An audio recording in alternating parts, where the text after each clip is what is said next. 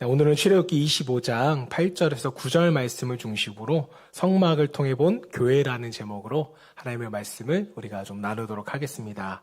올해부터는 우리 빗소교회가 수요 예배를 기도회로 드리게 되었습니다.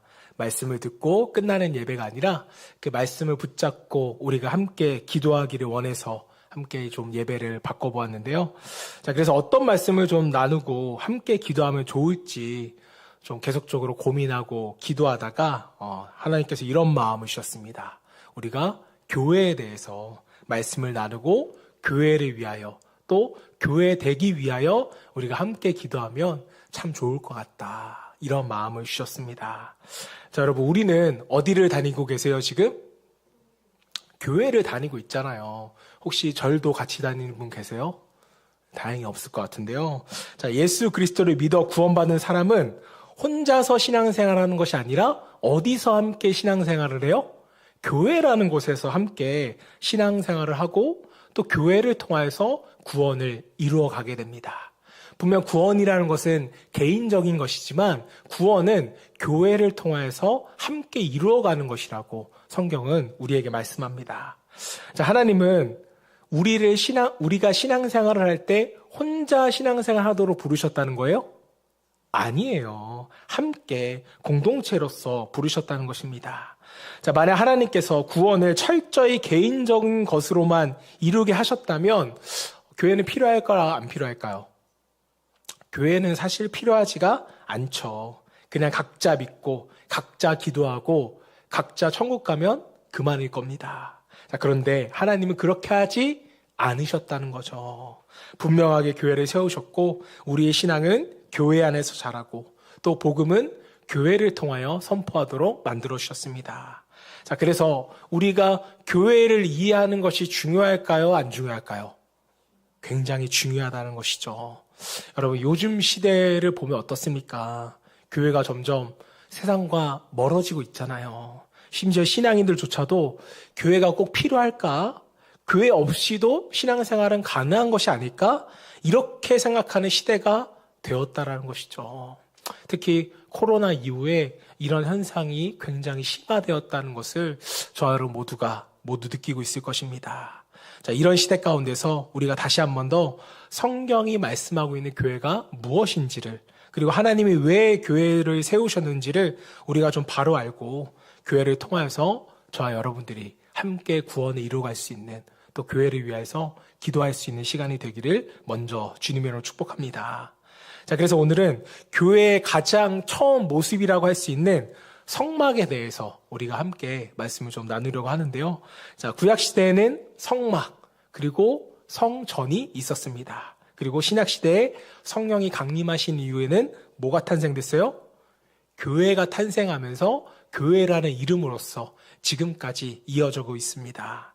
자, 그리고 그 출발점이라고 할 수 있는 성막은요, 한마디로 말하면 하나님의 임재의 상징이라고 우리는 말할 수 있습니다.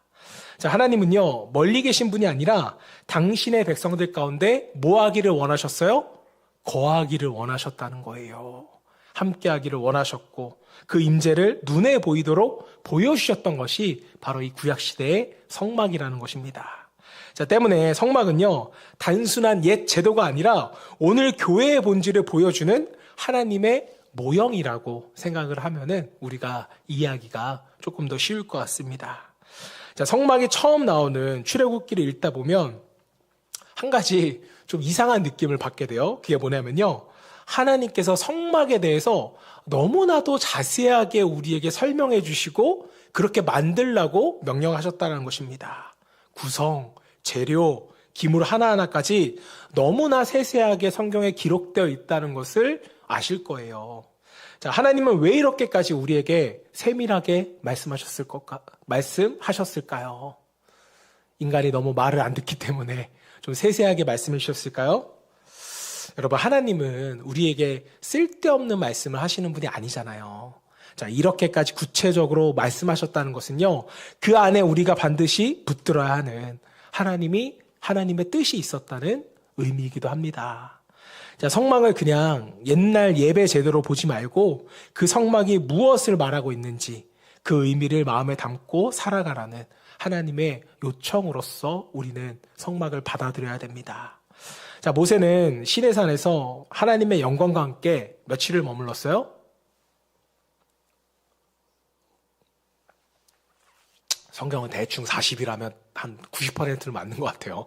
40일을 하나님과 함께 머물렀습니다. 빽빽한 구름, 압도적인 위험, 그 한가운데서 모세는요, 하나님의 임재 속에 서 있었습니다. 자, 그리고 그 자리에서 하나님은 모세에게 두 가지를 주셨습니다. 하나는 뭘까요? 돌판에 새겨진 십계명을 주셨고요. 그리고 다른 하나는 성막의 설계도였습니다. 자, 성경은 이렇게 말합니다. 출애굽기 25장 8절 9절 말씀 우리 다시 한번 읽어볼까요? 8절 9절 말씀 시작. 내가 그 중에 거할 성소를 그들이 나를 위하여 짓되 물은 내가 내게 보이는 모양대로 장막을 짓고 기구들도 그 모양을 따라 지을지니라. 자, 하나님은 우리에게 이렇게 말씀하시는 거예요. 대충 짓지 말아라. 너희 방식대로 만들지 말아라. 내가 보여준 모양대로 지어라. 이렇게 우리에게 말씀하시는 거예요. 자, 하나님이 왜 이렇게까지 말씀하시는 걸까요? 성막은 사람이 하나님께 보여주는 공간이 아니라 하나님이 사람 가운데 거하시겠다고 정하신 장소였기 때문입니다. 이 차이가 굉장히 커요. 우리가 하나님께 보여주기 위한 장소가 아니라 하나님께서 거하겠다고 명령하신 장소이기 때문에 그래요. 자, 모세는 시내산에서 이 두 가지를 가지고 내려왔습니다. 하나는 하나님의 말씀, 다른 하나는 하나님의 임재를 상징하는 성막의 설계도. 자, 여러분, 그렇다면 이 장면이 오늘 우리에게 주는 메시지는 무엇일까요? 이것은 단지 과거에 있었던 사건이 아니라 광야 같은 인생을 살아가는 우리가 정말 무엇을 붙들고 살아가야 하는지 아주 분명하게 보여주는 장면이라고 우리는 말할 수가 있겠습니다. 자, 하나는 상황이 흔들려도 우리에게 기준이 될 수 있는, 기준이 되는 하나님의 말씀이고 다른 하나는 하나님의 임재라는 것이죠. 즉, 말씀을 머리로만 아는 것이 아니라 하나님이 지금 나와 함께 계신다는 실제적인 경험이 바로 임재잖아요. 말씀은 있는데 임재가 없으면 신앙은 딱딱해지고 지식의 종교가 되는 것입니다. 반대로 임재를 말하지만 말씀이 없으면 결국 신앙은 뭐에 끌려다니게 돼요? 감정에 끌려다니는 종교가 될 뿐이라는 거죠. 자, 그래서 하나님은 십계명만 주시지 않으시고 성막만을 주시지 않으셨어요. 말씀과 임재를 함께 주셨다는 겁니다. 자, 그래서 건강한 신앙생활을 하려면 언제나 뭐가 중요해요? 균형이 중요하다는 거예요. 자, 성막에는 아주 중요한 두 가지의 의미가 있습니다. 하나는 하나님이 거하시는 성소라는 뜻이고 또 하나는 인간이 하나님을 만나는 장소라는 의미입니다. 자, 그래서 성경은 이 장소를 어떤 때는 하나님 입장에서 성막이라고 부르고요. 또 어떤 때는 하나님께 예배하는 곳이라고 해서 성소라고 부르며 또 어떤 때는 회막이라고도 부릅니다. 성막, 회막, 성소 사실은 다 뭐예요? 같은 의미예요. 자, 이 말들은 거의 같은 의미로 사용되지만 이제 각각 강조하는 부분이 조금씩 다릅니다. 자, 먼저 성막이라고 할 때는 하나님이 이곳에 뭐 하신다? 거하신다 라는 의미가 강조되고요. 자, 사람이 만든 건물이 아니라 하나님이 머무시는 처소라는 뜻이 됩니다. 자, 그리고 성소라고 할 때는 그 성막 안에서 이제 제사장들이 들어가서 제사를 드리던 거룩한 공간으로서 이것을 의미하고요. 또 회막이라고 할 때는 백성들의 입장에서 붙여진 이름이라고 했잖아요. 하나님을 만나러 나아가는 곳이라는 장소적인 의미를 가집니다. 자, 회막이라는 말 자체가 모여서 만나는 장소라는 의미를 가지고 있는데 이것은 곧 오늘날 뭘 상징해요? 곧 교회를 상징한다는 것이죠. 하나님이 거하시는 곳, 그리고 하나님의 백성들이 하나님 앞에 나와 함께 예배하며 하나님의 임재를 경험하는 곳, 그것이 바로 회막이고 성막이며 오늘날 교회라고 우리는 말합니다. 자, 그렇다면 여기서 우리는 한 가지 질문을 해봐야 돼요. 그게 뭐냐면요, 하나님은 어려운 신학적인 말로 무소부재하신 분이라고 말합니다. 많이 들어보셨죠? 무소부재. 즉 어디에나 계시는 분이라는 것을 우리는 이미 배워서 너무나 잘 알고 있어요. 다시 말하면 하나님은 교회와 예배당 안에만 임재하는 분이 아니라는 뜻이죠. 하나님은 어디서든지 우리가 집에 있던 집에 있지 않던 어디나 임재할 수 있는 하나님이십니다.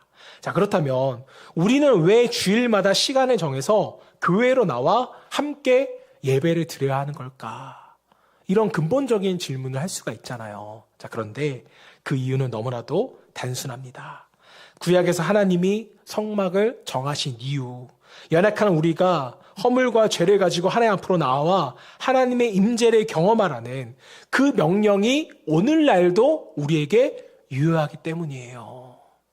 하나님은 어디서나 임재 가능하시지만 성막에 나와 예배 드리라는 것은 취소되지 않았다는 것입니다. 때문에 우리는 그 이유를 가지고 지금 교회에 나와서 예배를 드린다는 것이죠. 오히려 이 명령은요, 교회 중심으로 강화된 것을 우리는 볼 수가 있습니다.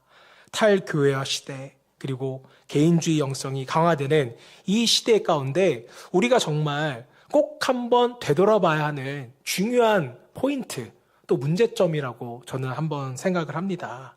자, 그래서 우리 인생을 떠받치는 아주 중요한 두 개의 기둥이 있다면, 하나는 십계명으로 대표되는 하나님의 말씀이고, 다른 하나는 하나님의 임재로 대표되는 성막, 바로 예배라고 저는 믿습니다. 자, 성막을 제정하신 이 말씀을 여러분 자세히 보면요, 하나님은 이스라엘 백성 가운데 이 성막을 사이드, 귀퉁이에 두지 않았다는 것을 우리는 보게 됩니다. 성막은 언제나 어디에 있었어요? 그들의 중심 가운데 있었다는 것이죠. 자, 12지파는 성막을 중심으로 동서남북으로 세 지파씩 배치가 되었습니다. 그리고 천막은요, 각 지파의 천막의 문은요, 모두 어디를 향하게끔 되어 있어요? 동서남북 어디로 있던 간에 성막을 향해서 문이 내어지도록 결정해 주셨습니다. 즉, 아침에 눈을 뜨면 가장 먼저 보게 되는 게 뭐예요? 바로 성막이라는 것이죠. 자기 삶의 중심에 성막이 있다는 것을 하나님은 항상 생각하게끔 하셨습니다. 자, 다시 말하면 이스라엘 백성들의 삶의 중심은 뭐예요? 성막이에요. 오늘날로 이것을 바꿔 말하면 교회 중심의 삶을 그들은 살았다는 것입니다. 자, 그들은 행진할 때도 마찬가지였어요. 레위 지파 중에 고앗 자손들이 이 성막을 메고 행진을 합니다. 왜일까요? 성막은 하나님의 임재의 상징이었고 하나님을 만나는 장소였기 때문이었습니다.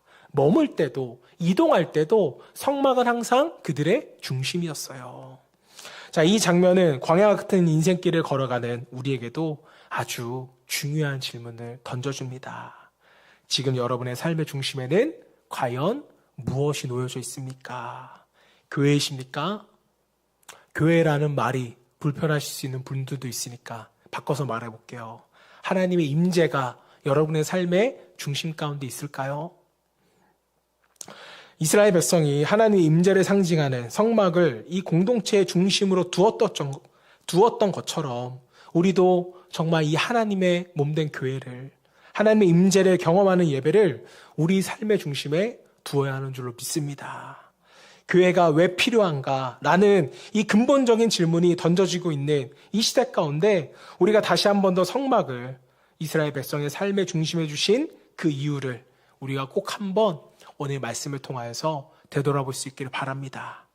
여러분, 시인과 촌장으로 유명했던 하덕규 목사님의 가시나무 날은 노래가 유명하잖아요. 내 속엔 내가 너무도 많아 당신의 쉴 곳 없네 라는 이 노래의 가사가 유명하죠.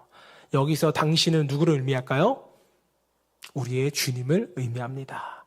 자, 이 가사는 내 안에 욕심이 너무 많고 자아가 너무 강해서 예수님이 내 마음의 주인 되지 못하는 그 안타까운 상태를 정직하게 고백하고 있는 노래예요.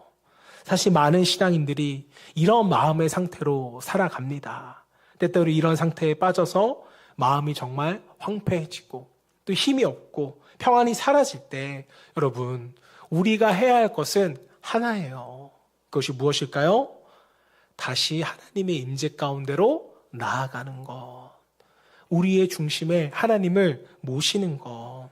다시 말하면 하나님을 만나는 이 성막이 다시금 우리의 삶의 중심에 놓이게 될 때 우리는 비로소 회복과 마음의 평안을 얻게 되는 것입니다. 자, 그래서 잠시 성막의 모양과 크기에 대해서 설명을 해드리면 그림을 보여드릴게요. 네, 성막의 크기는 가로 100규빗, 세로 50규빗, 높이는 10규빗이었습니다. 1규빗은요, 이 성인 남자의 손끝에서 팔꿈치까지의 길이로서 약 45cm 정도 된다고 합니다. 자, 그래서 계산을 해보면 가로가 약 45m, 세로가 약 22m, 높이는 약 4.5m 정도 된다고 합니다.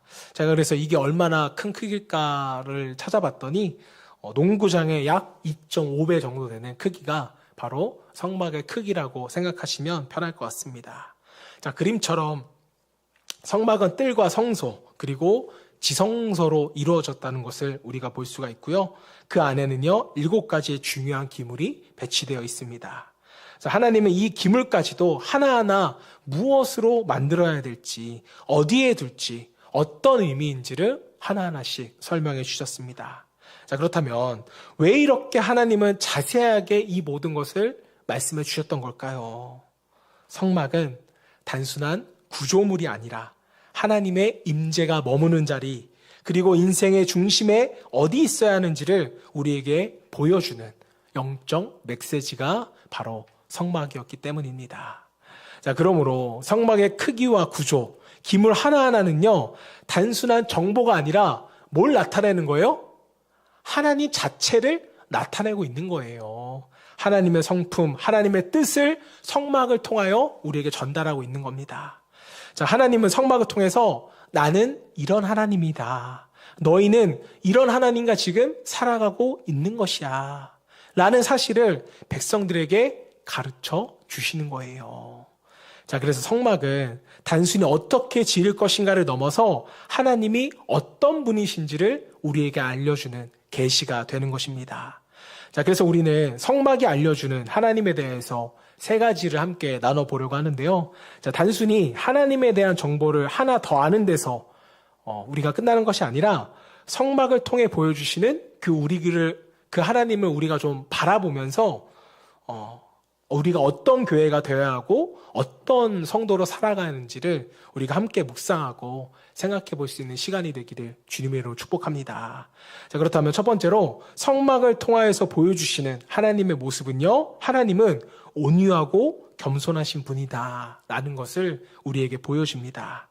여러분, 고대 근동 사회에서 다른 신전을 보면 공통된 특징이 엄청난 미형과 위용을 자랑한다는 거예요. 높고 크고 돌로써 굉장히 웅장하게 지어져 있습니다. 그 신전에 들어서는 순간 사람이 압도당하도록 만들어 놨다는 거예요. 어떤 거는요? 우상들의 신전은. 자, 그런데 우리 하나님은 전혀 다릅니다. 건물로서 사람을 압도하지 않으세요. 하나님이 거하신 성막은요, 웅장한 건물이 아니라 작은 뭐였어요? 텐트였잖아요. 천막이었습니다. 울타리도 없었고 군사가 지키지도 않았습니다. 그 작은 천막 안에 하나님의 임재가 있었다라는 것이죠. 여러분, 이것이 무엇을 우리에게 말하는 걸까요? 진리는 외치지 않아도 스스로 증명한다는 것입니다. 오히려 지나치게 크고 화려한 신전이 필요한 이유는요, 그 신이 가짜이기 때문에 그래요. 자기를 드러내야 하고 자기를 증명해야 되기 때문에 그렇게 위세를 부리며 성전을 만든 것이었습니다. 여러분, 동물의 왕국에서 짐승들이 싸우는 거 보신 적 있으세요?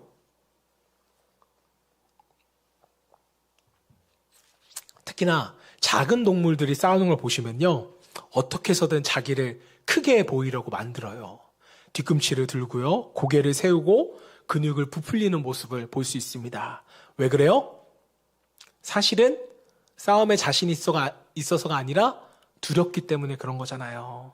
자신이 없기 때문에 그렇습니다. 자, 그러나 우리의 하나님은 참 하나님이시고 전지전능한 창조주이시기 때문에 그분은 두려워할 이유가 없습니다. 자, 그래서 하나님은 우리 가운데 뭘로 오셨어요? 온유와 겸손의 왕으로서 우리에게 오셨잖아요. 이것이 바로 하나님께서 이 땅 가운데 인간의 몸을 얻고 오셨던 이유입니다. 예수님은 왕궁에서 태어나지 않으셨고요. 군마를 타고 사람들에게 나오지 않으셨습니다. 그저 연약한 인간의 모습으로 목수의 아들로서 말구 위에서 겸손함으로 태어나셨습니다. 자, 바로 이 모습이 성막의 모습과 닮아 있어요. 그리고 동시에 하나님이 어떤 분이신지를 우리에게 보여준다는 겁니다. 하나님은 우리 위에 군림하시며 우리를 억누르시는 분이 아니라 우리를 사랑하시고 우리를 붙잡아 주시고 우리를 섬기시는 하나님이라는 것. 우리는 성막을 통해서 하나님의 모습을 볼 수 있어야 됩니다. 그리고 저는 오늘날 교회의 모습도 이래야 된다고 우리는 믿어요. 사람을 압도하는 교회가 아니라 낮은 자리에서 누구에게나 열려있는 교회. 교회의 모습이 이런 모습으로 다시금 돌아가야 할 것입니다. 교회는요, 건물의 크기로서 드러나는 것이 아니라 겸손과 온유의 향기로서 교회의 모습이 드러나야 합니다. 자, 성막은 휘장 하나만 열면 누구나 들어갈 수 있었어요. 다른 신전처럼 높은 문으로 막혀있지도 않았고 또 군사들이 지키지도 않았습니다. 자, 그래서 우리는 성막을 바라볼 때마다 뭘 볼 수 있어야 돼요? 하나님의 온유하신 성품을 볼 수 있어야 돼요. 교회는 성막과 같이 따뜻함과 겸손함으로써 사람들을 맞이하는 곳이 되어야 합니다. 자, 하나님의 온유함과 겸손하심을 드러내는 성막처럼 우리 빗소 교회와 또 성도님들이 이런 교회 되기를 주님으로 축복합니다. 자, 이어서 두 번째로 성막을 통하여 보여주시는 하나님의 모습은요, 하나님이 우리 가운데 계신 분임을 우리에게 보여줍니다.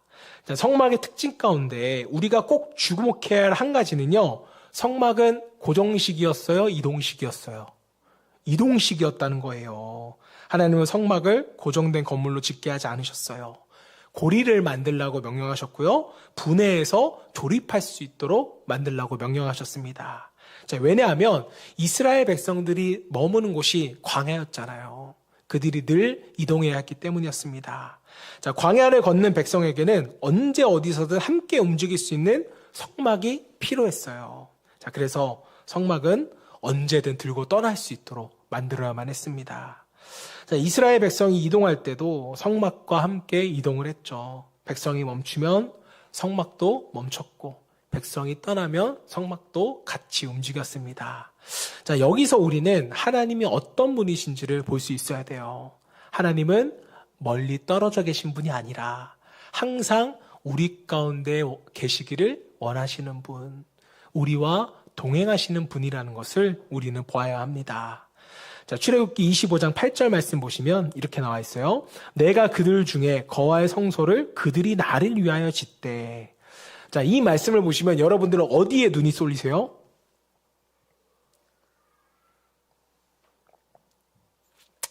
혹 몇몇 사람들은요, 나를 위하여 짓되라는 말 때문에 하나님만을 위한 성막일 것 같지만 여러분, 앞에 말씀을 잘 보세요. 내가 그들 중에 거할 성소라는 것입니다. 하나님은요, 이스라엘 백성들에게 너희가 나에게 와라 이렇게 말씀하신 게 아니에요. 반대죠. 뭐예요? 내가 너희 가운데 거하겠다. 이렇게 말씀하시고 성막을 지으라고 명령하셨습니다. 여러분, 우리는 인생이 힘들어지면 모든 것을 내려놓고 어디로 훌쩍 떠나버리고 싶잖아요. 가끔 산속으로 들어가고 싶다 이런 마음 안 드세요? 자연인 보면 그런 분들 엄청 많더라고요. 다 던져버리고 산속으로 들어가시는 분들. 한마디로 숨어버리는 거잖아요. 자, 그러나 하나님은 그렇게 일하지 않으세요. 하나님은 세상 한복판을 떠나 계시는 분이 아니라 우리가 어디에 있든지 그 가운데서 나와 함께 하시는 분이 바로 우리의 하나님이십니다. 자, 이것이 바로 성막의 의미고 높은 보좌를 버리고 낮고 천하 이 땅에 내려와서 교회를 세우신 이유이기도 합니다. 죄와 연약함과 또 병과 시달림 가운데 있는 사람들에게 멀리서 명령하시기 위함이 아니라 가까이서 우리의 정말 옆에서 우리에게 위로를 주시고 소망을 주시기 위해서 우리 가운데 예수 그리스도께서 오셨잖아요. 여러분, 짧은 인생을 살고 계시지만 우리의 인생이 결코 만만치 않다라는 것을 저와 여러분 모두가 느끼고 계실 거예요. 생각을 해보면 내 뜻대로 되는 일이 더 많았어요? 아니면 내 뜻대로 안 되는 일이 더 많으셨어요? 당연히 내 뜻대로 안 되는 일이 더 많았겠죠. 내 뜻대로 되었다면 우리 다 지금 교회 다니고 있었겠어요? 일터의 일도, 자녀들의 일도 내 뜻대로만은 되지가 않습니다. 또 몸도, 여러분 새해가 되면서 몸 좋아지신 분 계세요? 해가 갈수록 다 예전 같지가 않다고 우리가 느끼잖아요. 마음은 점점 더 지치고 작은 일에도 그래서 낭망하기가 쉽습니다. 자, 그런데 여러분, 이럴 때 우리가 꼭 붙잡아야 할 진리가 있다라는 거예요. 그게 뭐예요? 하나님은 항상 우리와 함께 계신다는 겁니다. 우리가 가는 곳마다 하나님은 우리와 동행해 주세요. 같이 가고 계십니다. 직장으로 출근할 때도, 집으로 퇴근할 때도 하나님은 우리와 항상 함께 하세요. 그리고 우리가 고통 중에 하루하루를 버티고 있을 때에도 하나님은 우리와 변함없이 함께하고 계십니다. 성막이 이동했던 것처럼 하나님은 오늘도 우리 인생의 길을 따라 함께 이동하시는 분이라는 거예요. 저와 여러분들이 이 사실 하나만으로도 다시 걸어갈 수 있는 소망과 힘을 얻을 수 있기를 바랍니다. 그리고 우리의 교회가 지치고 괴로운 자들 한가운데로 들어가서 함께 동행할 수 있는, 걸어갈 수 있는, 그래서 머무는 교회가 아니라 함께 동행하는 교회로 세워질 수 있기를 주님의 이름으로 축복합니다. 자, 그렇다면 마지막으로 우리가 성막을 통하여서 보여주시는 하나님의 모습은 뭘까요? 마지막 세 번째는요, 하나님이 무엇을 기뻐하시는지를 우리에게 보여줍니다. 자, 성막의 중심에는 뭐가 있어요? 지성소라는 것이 있습니다. 지성소를 성소가 감싸고 그 성소를 다시 회막이 감싸고 있다고 생각을 하시면 돼요. 자, 이 모든 구조물은 결국 하나의 목적을 가지고 있습니다. 그게 뭘까요? 바로 하나님을 예배하기 위해서 존재한다는 겁니다. 자, 그렇다면 우리가 맨날 예배를 드리는데, 또 지금도 예배를 드리는데, 예배란 뭐예요? 예배는 단순히 어떤 순서를 따라 하는 종교 행위가 예배가 아니죠. 예배란 하나님과 친교를 나누는 시간, 다시 말해서 하나님과 친밀함을 나누는 시간이 쉽게 말하면 예배입니다. 자, 그래서 우리는 예배 가운데 하나님을 찬양하고 또 믿음을 고백하고 죄를 내어놓고 하나님께 용서를 구합니다. 또 하나님의 말씀을 듣고 우리의 삶을 드리려고 해요. 그분의 축복을 받아 다시금 십자가를 품고 세상으로 나아가는 것. 이게 예배의 목적이고 예배의 의미라고 우리는 말합니다. 자, 그렇다면 하나님은 왜 굳이 백성 가운데 거하기를 원하셨을까요? 왜 성막을 짓게 하신 거예요? 답은 방금 전에도 나눴어요. 예배를 받기 원하시기 때문에. 다시 말하면 하나님은요, 우리와 가까워지기를 원하셨던 거예요. 그 수단이 뭐예요? 예배라는 것이죠. 예배를 통하여서 하나님은 당신의 뜻을 우리에게 알려주시고 또 예배를 통하여서 상처받고 고통당한 우리의 마음을 직접 만져주시기를 원하셨습니다. 자, 그래서 교회의 가장 큰 목적 중에 하나는 뭐예요? 예배예요. 물론 구제를 하는 것도 교회의 역할이고 교육을 하는 것도 교회의 기능이지만 무엇보다 가장 중요한 것은 저는 예배라고 믿습니다. 하나님은 예배를 받기 위하여서 성막을 세우신 거잖아요. 때문에 교회의 목적과 성도의 제일 목적은요, 하나님을 영화롭게 하는 것, 예배여야만 하는 것입니다. 자, 성막의 모든 재료가 연합해서 하나를 이루어서 제사를 드리는 것에 사용될 것처럼 교회와 성도들 또한 우리가 연합해서 집중해서 해야 할 것은 예배입니다. 성도와 교회가 거룩해야 하는 이유도 날마다 거룩함을 덧입어야 하나님이 기뻐하시는 참된 예배를 드릴 수가 있잖아요. 거룩하지 않으면 우리는 예배를 드릴 수 없습니다. 자, 이제 말씀을 좀 정리하도록 하겠습니다. 사랑하는 성도 여러분, 오늘 우리는 성막을 통하여서 하나님의 마음, 또 교회의 본질에 대해서 우리는 다시금 생각해 보게 됩니다. 자, 우리 하나님은요, 높고 화려한 신전처럼 사람을 압도하시는 분이 아니라 낮고 단순한 성막처럼 온유하시고 겸손하신 분입니다. 백성이 가는 곳마다 함께 동행하기를 원하셨고요. 무엇보다 예배 가운데 거하시기를 기뻐하시는 하나님이십니다. 자, 교회 때문에 교회와 성도는요, 무엇보다 이런 하나님의 모습과 성품을 닮아서 통로가 되어야 돼요. 누구를 드러내는요? 하나님을 드러내는 그러한 성도와 교회가 되어야 할 줄로 믿습니다. 자, 우리 빗소 교회가 건물과 형식보다 임재와 예배를 붙드는 교회가 되기를 소망하고요. 성도 한 사람 한 사람은 어디에서든지 움직이는 성막처럼 하나님을 모시고 살아갈 수 있는 교회 되기를 주님의 이름으로 축원합니다.